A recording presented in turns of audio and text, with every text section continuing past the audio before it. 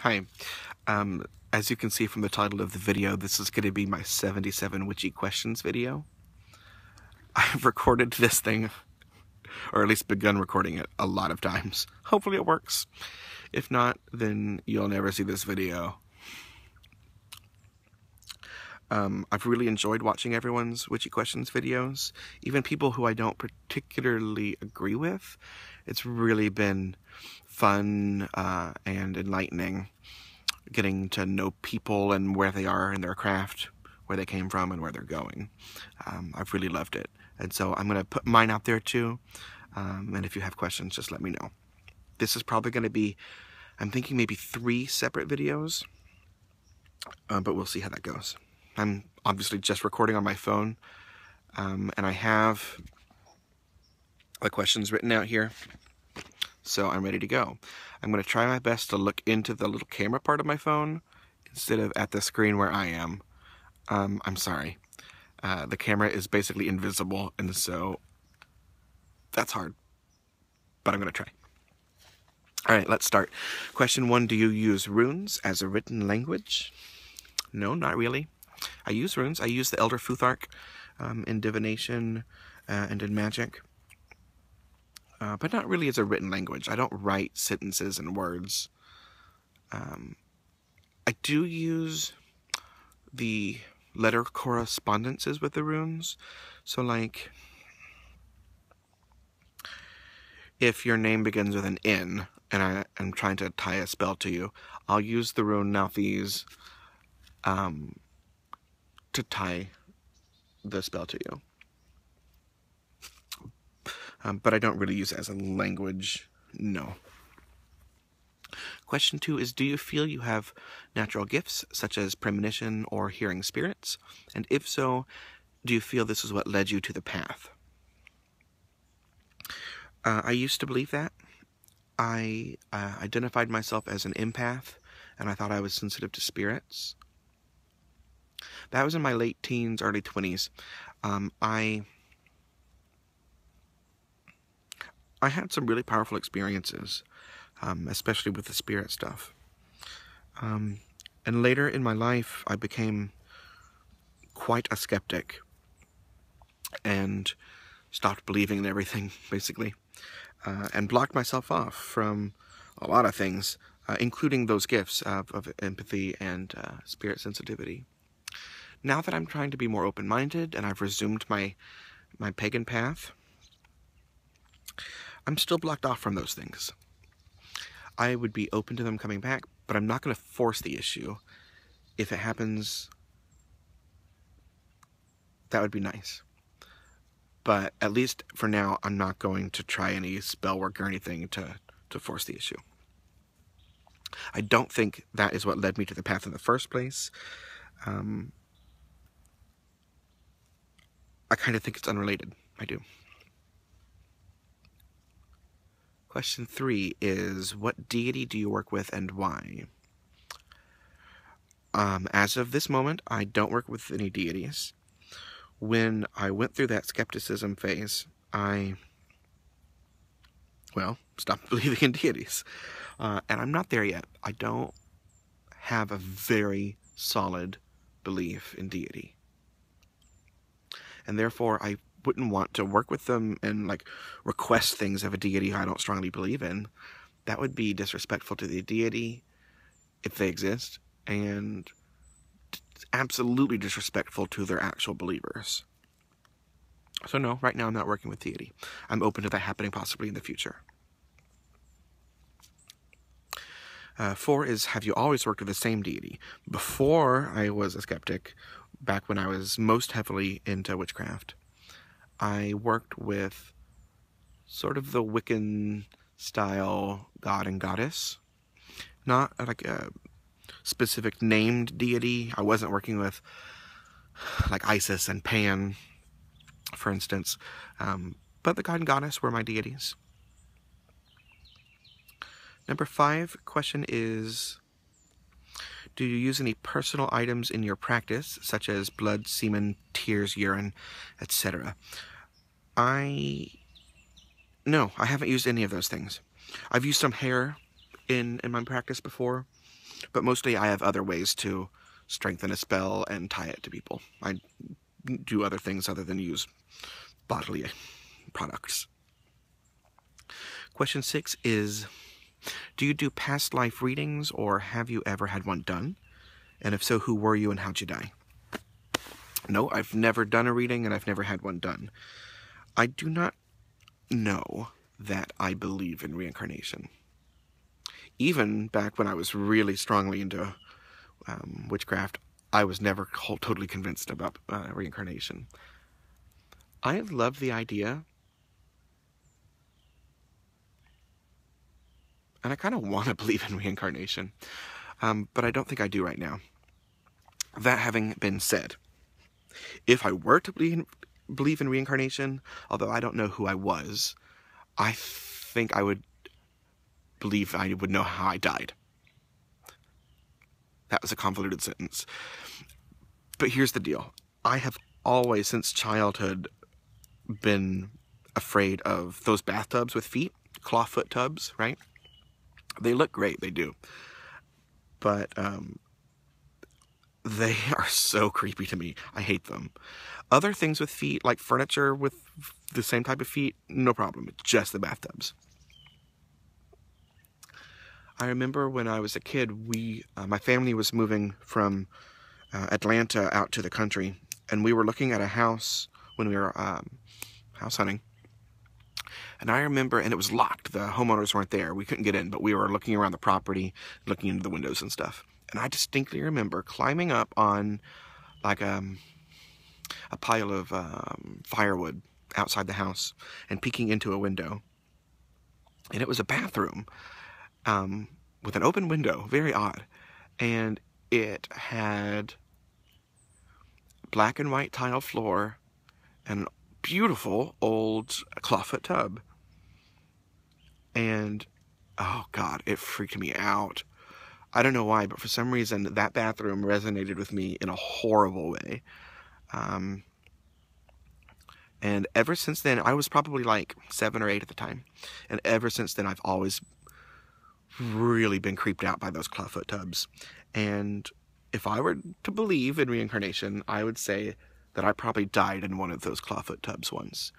Either maybe drowned, like maybe I was a child and drowned in a tub, or maybe I was a grown-up and killed myself in a tub. I'm not sure. But if I was going to believe in reincarnation, I would think I died in one of those clawfoot tubs. Question 7 is, what is your favorite magical tool?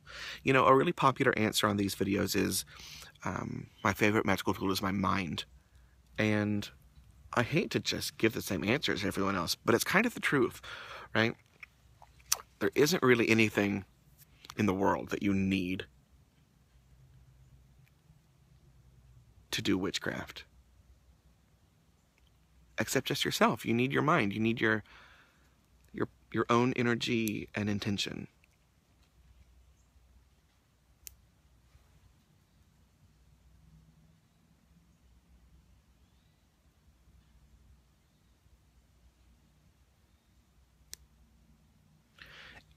Either there's someone here or there is like an animal.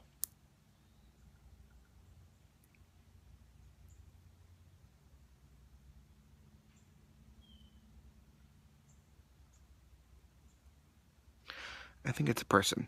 I'm going to cut and then I'm going to resume later.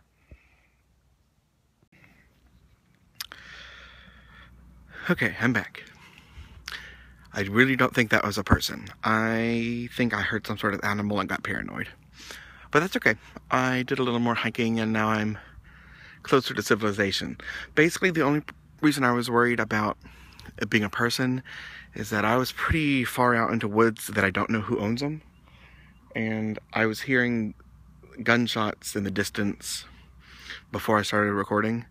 And I was getting paranoid about like a hunter mistaking me for something and shooting me to death. Just paranoia now, I'm aware, but you know, I'd rather not end up dead recording this video. So now I am back at civilization. You can see a dam and bridge and a very public part of the park that I often go to. Um, before I resume answering those questions, there's something I wanted to talk about. So I'm going to interrupt myself to talk about something that's been on my mind.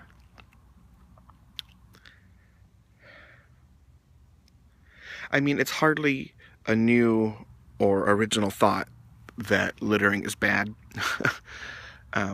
You'd think that everyone would know that littering is bad. Even if you don't particularly care about the environment, if you're going someplace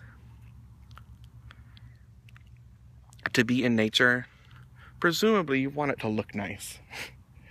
So why are you going to go to someplace in nature and then leave a bunch of trash around? I don't understand. That's just a general complaint.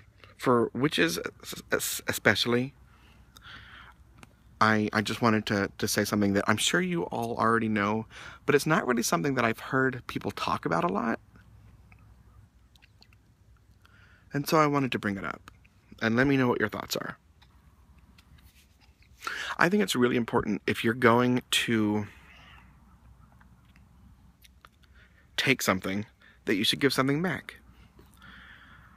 And I don't necessarily mean physically taking something. And I don't necessarily mean physically giving something.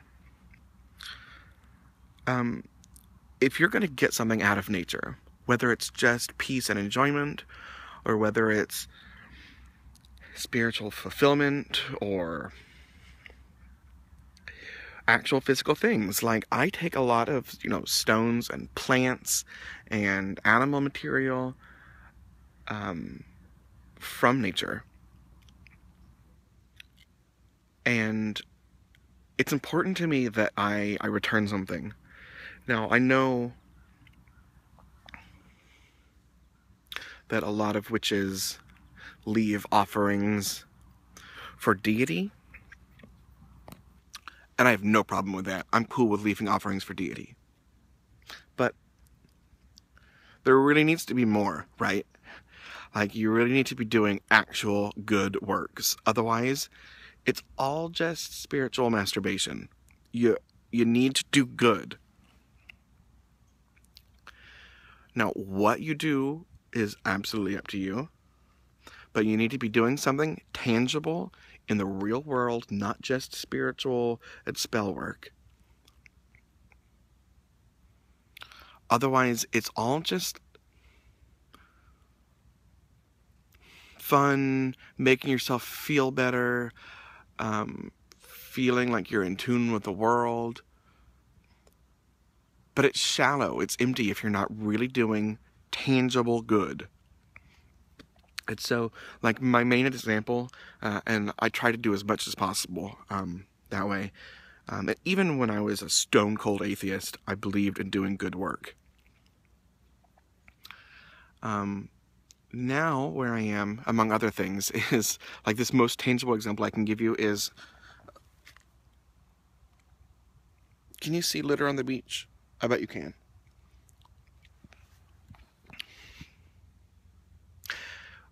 I come out to this park at least once a week.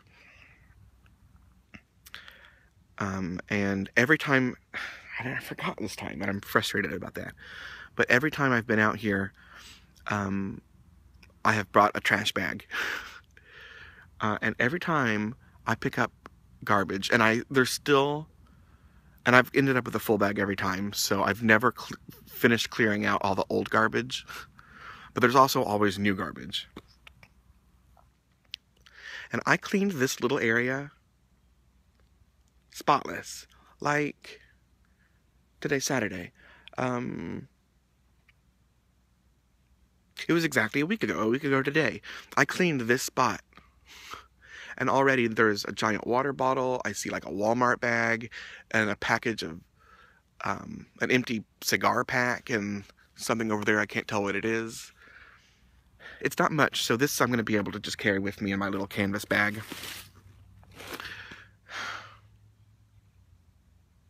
But I'm really frustrated. This has gone on for 5 minutes, me complaining about litter. I'm preaching to the choir, I know. My point is, if you get something out of nature, do nature a favor. Take some trash.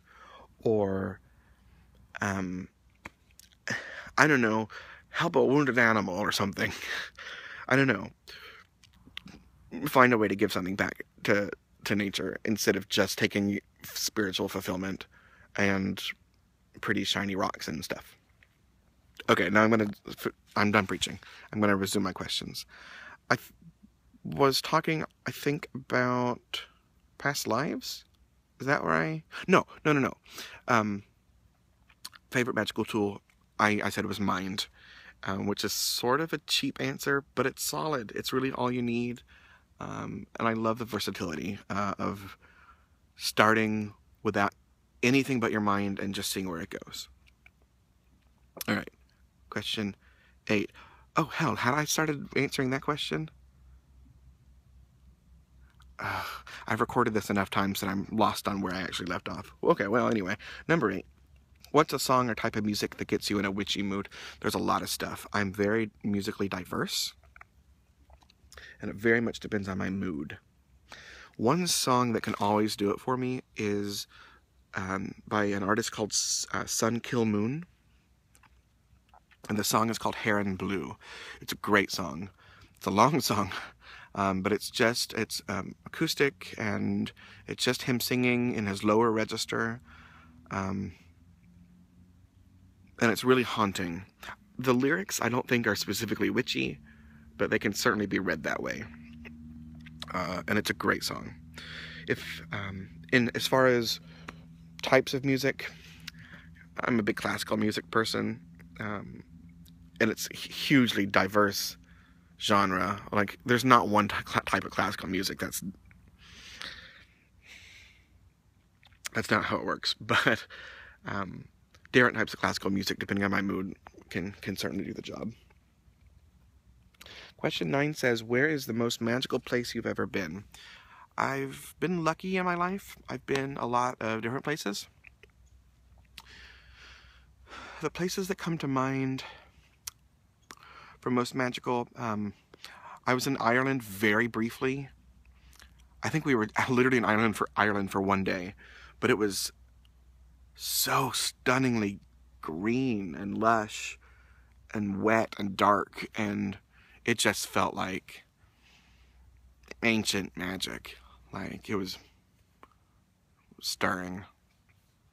I also lived in Las Vegas for a while, just about a year, and while I was out there, I learned that the American Southwest, the deserts, can be deeply magical. And I know everyone out there already knows huge witchy populations out in the Southwest, and I totally get why. That place is gorgeous and vibrates in a way that I haven't experienced anywhere else. And also here, just nature in my little part of Arkansas. This is my spiritual home. And although maybe it wouldn't do it for anyone else, for me it's deeply magical, and there's no place like it. No place like home, right? Question 10 is, what animal is your familiar affinity? Excuse me. I do not have a familiar, and I don't really think I ever have. I did have one dog. We've had a lot of dogs over the years, my whole life, but there was one dog in particular. Her name was Maggie, and we had a connection unlike any I've had with any other animal. We had a real close, deep connection, and no, I wouldn't say she was my familiar, but I was really close to that dog. She died just in the last year, I guess, and I mean, I've got to be honest. That dog's death hit me harder than some human deaths that I've known, which I guess I feel a little bad about. But that dog and I were really close. And you know, I haven't had a dog since. I don't know. Maybe I'll have another dog someday, but it's hard imagining another animal after Maggie. Anyway, question 11 is, if you have a familiar, did you choose them or did they choose you? And I just said I don't have a familiar and have not, so that's not really a relevant question. Someday I'm going to get a nice camera with a tripod, and I'm not going to jerk the camera around everywhere. I'm really sorry if I give you motion sickness.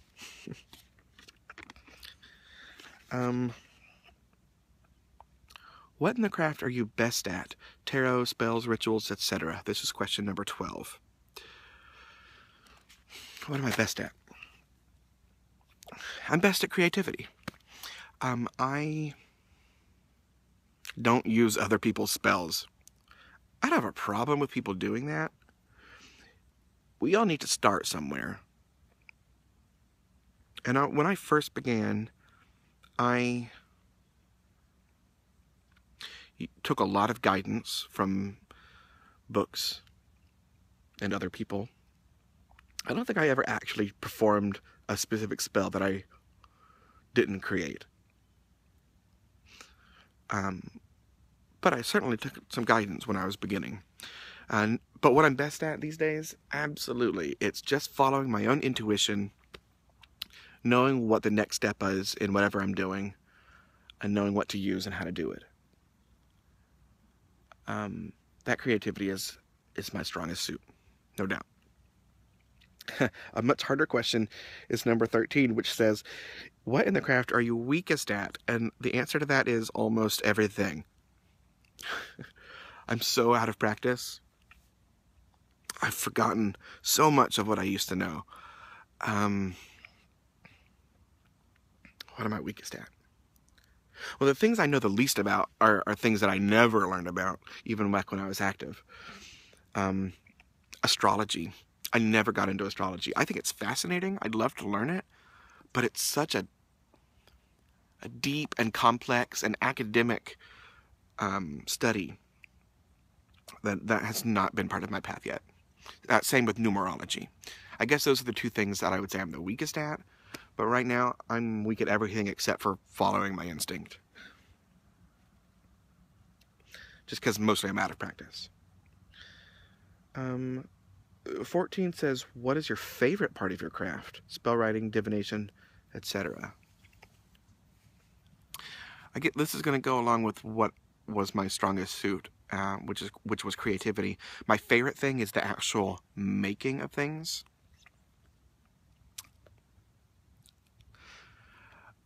There's lots of room for creativity in witchcraft, making up spells as you go. But the actual physical making things, making tools, making, well, you know what? Making little charm bags or mojo bags. The actual physical making of items is my favorite thing. Even when I was not spiritual, I still was, I'm just a crafty person. I like making things. That's my favorite. And of course, the connection to something bigger than myself, which is not really a specific element of my craft, but it's my favorite part of the craft, if that makes sense. Number 15 is, what was the first magical tool you ever bought? There's two that I got right around the same time, a long time ago, and I don't know which it was, so I'm going to talk about them both. I had a little pendulum that I bought, and I think I still have it buried somewhere, but I have not dug it out since I've resumed my craft.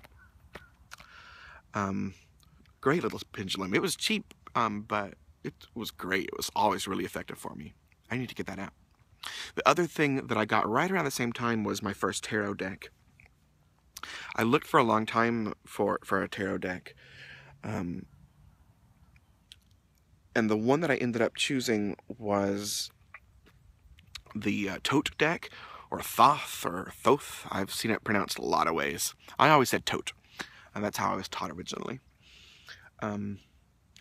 So one of those two things, either the pendulum or my first tarot deck, or my first purchased item. 16 says, What was the first magical tool you ever made? Well, it was my first wand, which until very recently was my only wand. And I brought it with me today. I have show and tell. Here is my first wand. I made it when I was probably 16 or 17 years old. I'm pretty sure it's oak, I think. It was from a tree branch that I collected from somewhere or other and made a wand out of. Let's see if I can show you. There's my first wand.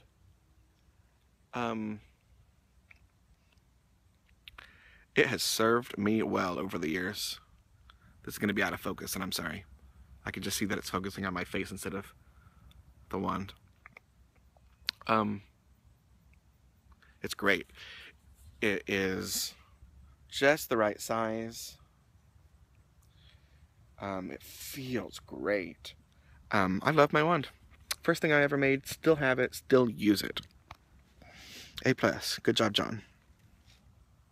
I just told you my real name. Hi, I'm John.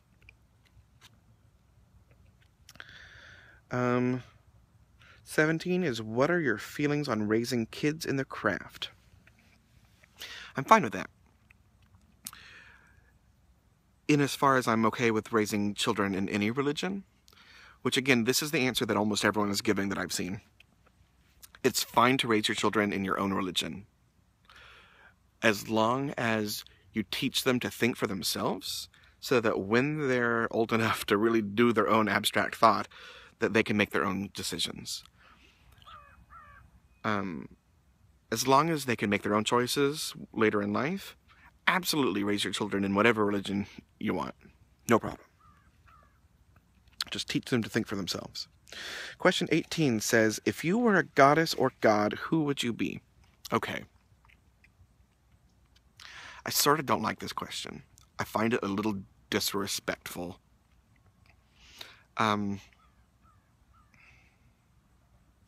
deity is not a character in a movie or a book or TV show to choose your favorite amongst, or to choose which one is most like you. A deity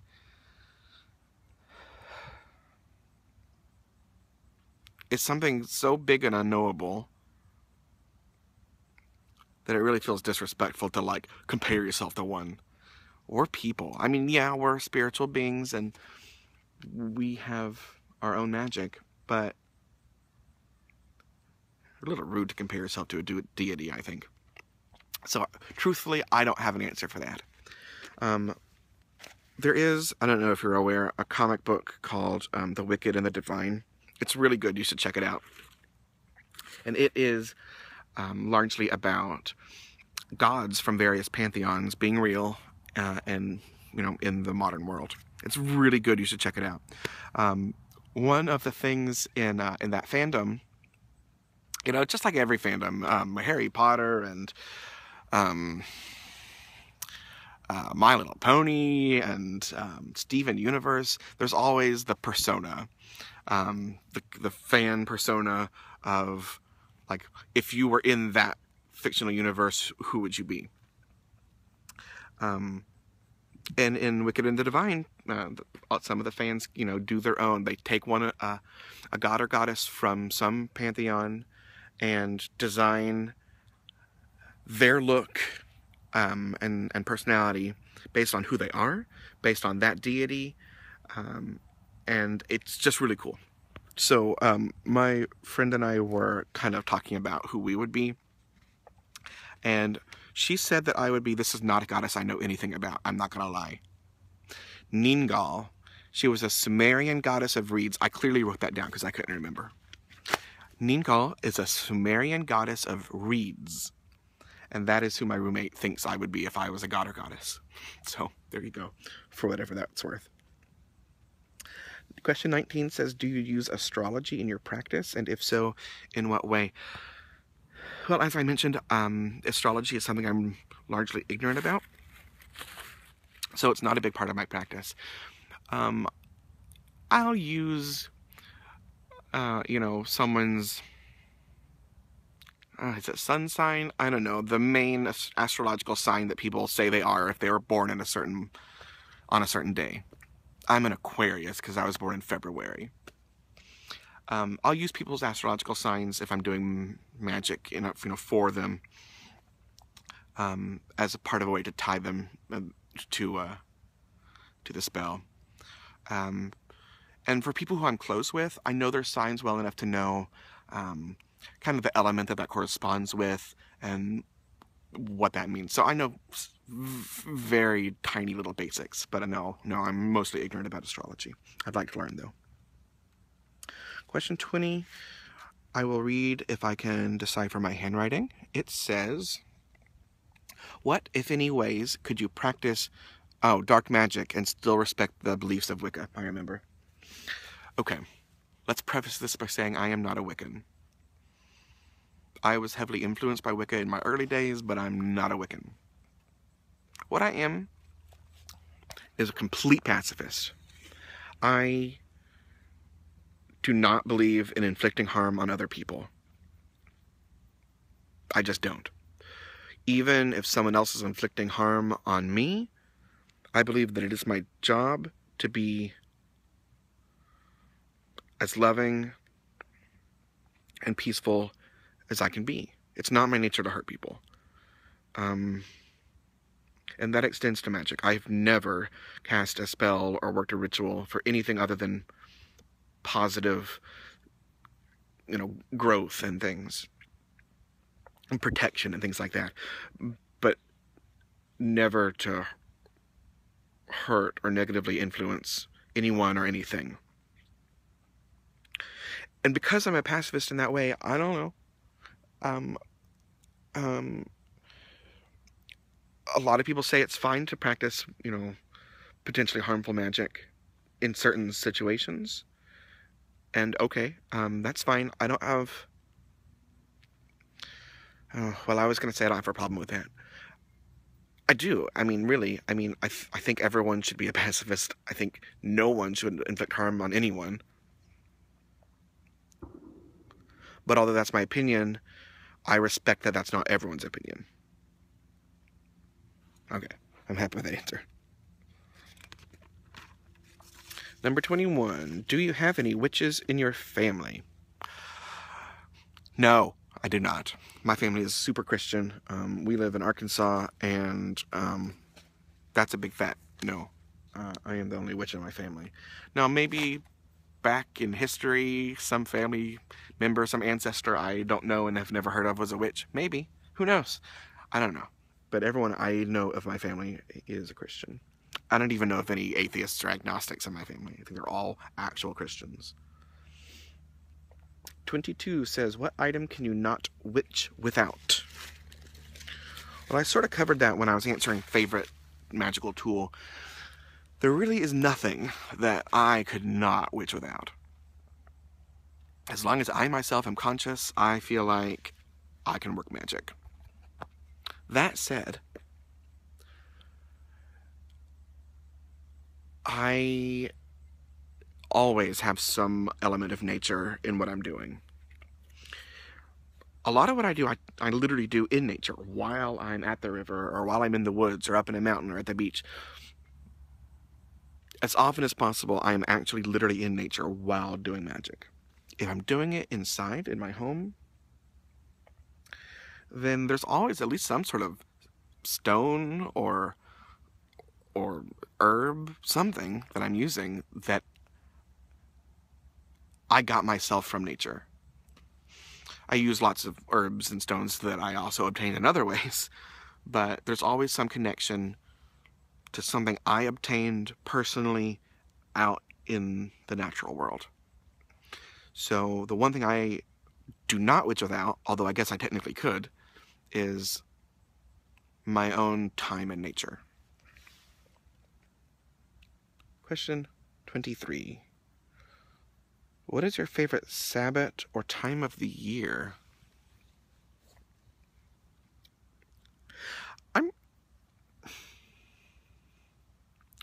I guess my favorite time of the year is autumn and winter.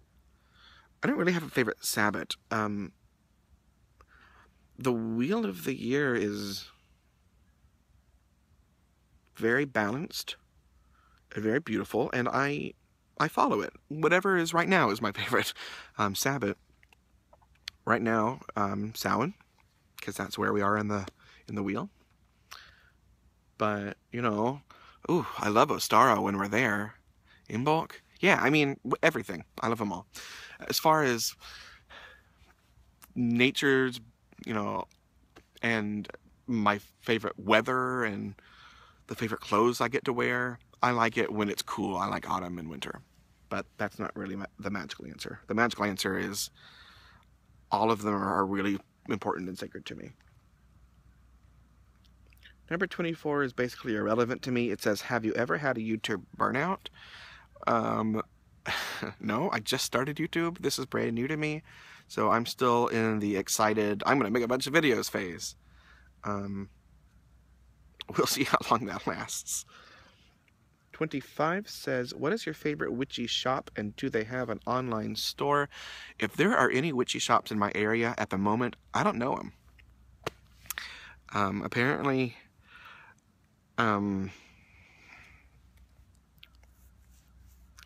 if there are any stores around, I don't know it.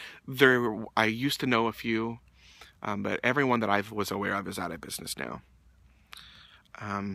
Maybe Ember can tell me if there's any around, because we live not too far apart from each other. But if there's any witchy shops around, I don't know them. So everything that I've bought has come from the internet. I've bought some from Soma Luna, and was really happy with them. I have not purchased from Mountain Roads Herbs, but I don't even really need to mention that, do I? Because everyone buys from them because apparently they're great. I'll probably be buying something from them in the coming month or two. Where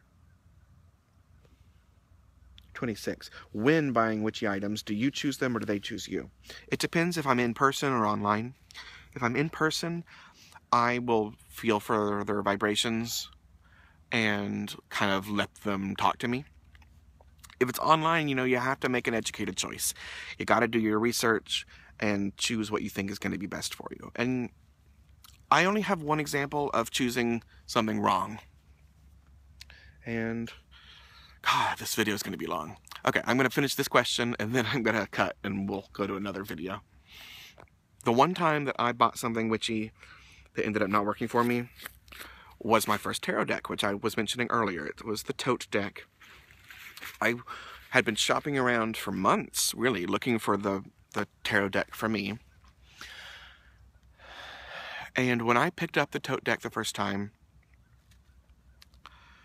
I felt something I hadn't felt with any other decks. I really felt a strong presence with the cards. I felt a real deep energy from the Tote deck. And I interpreted that energy to mean that that was the deck for me. Because I hadn't felt it with any other deck. And then I never connected with the Tote deck. It is, well, it's stunningly beautiful and rich with symbolism. But it's also really complex. It's really esoteric and like academic. And it's not the deck for me. I never connected with the Tote deck, and I tried. I ended up being under the impression that tarot is not my thing. But in reality, it was just that was not the deck for me. Even though I felt its vibration, like I felt its energy, that doesn't mean it's the right energy. Since then, I have had several other tarot decks. My favorites are always the Waite Smith decks. My absolute top favorite deck is the Pamela Coleman Smith commemorative deck. It's like the Centennial one. The Centennial one is the deck that has the big book and like art prints and stuff and the deck. That's not the one that I have. I have the commemorative deck, which is just, it's the same deck. I think it's a slightly different size, and maybe the colors are slightly different. But it's the same deck, with just the typical little white booklet. And a couple extra cards of some other of her art. That deck is stunning. It is absolutely the deck I've connected with more than any other. If you're not sure, like if you've never really connected with a deck, check out the Pamela Coleman Smith commemorative deck. And just look at it, you know, make your decision, decide whether it's right for you, but I recommend it. Stunning. It has muted colors. You know, it's the traditional, it's the art you know from the Waite Smith deck, but it is in colors that are muted and beautiful, and the line work is clear. Oh, well, it's just great. Check out that deck. Anyway, what was the actual question? Do I choose items or do they choose me? Both, depending. I certainly did a lot of research in the last couple months finding the right tarot deck for me, and I made the decision to do that commemorative deck, and wow, did I make the right choice. I chose that one. And I chose well. For me, at least. Alright, so that was question number 26. I'm going to stop there, and I'll continue my 77 questions some other time. Thanks for watching. If you have questions about anything I said or comments, let me know, and have a good day.